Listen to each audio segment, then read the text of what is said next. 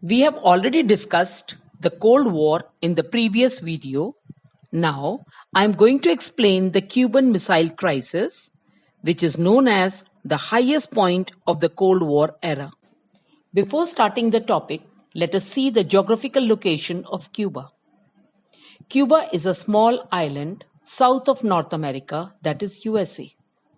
It was an ally of USSR, as it received both diplomatic and financial aid from it. Although Cuba was so close to USA, but still it followed the policy and ideology of USSR, rather than following the policy of capitalism of USA. We must know the three leaders which dominated the scene. It was, in USA, John F. Kennedy; in Cuba, Fidel Castro; in USSR, it was Nikita Khrushchev. These three leaders played the prominent role in Cuban Missile Crisis. In April 1961, the leaders of the Soviet Union were worried that United States might control Cuba, being a small island. They would invade Cuba and will overthrow Fidel Castro, who was the president of Cuba. Thus, the leaders of Soviet Union, especially Nikita Khrushchev, decided to convert Cuba into a Russian base. So, they started sending the ships full of ammunitions to Cuba. In 1962, he even placed nuclear missiles in Cuba.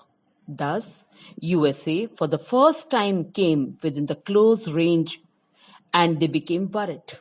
They thought, we are so close to Cuba that any time if this war breaks, then it will bring disaster to our nation. Thus, the US President John F. Kennedy became aware of it. And he decided that he will tell the people to intercept any Soviet ship which are heading to Cuba and give them the report so that the warning can be issued to them. The whole world was worried that now there would be war, but it would be a nuclear war which will destroy not only these two countries but the entire world.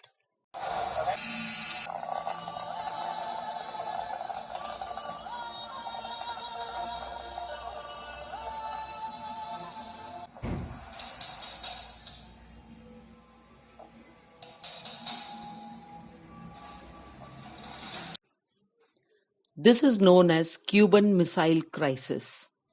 As the crisis emerged for the entire world, eventually, for the world's great relief, both sides decided to avoid war.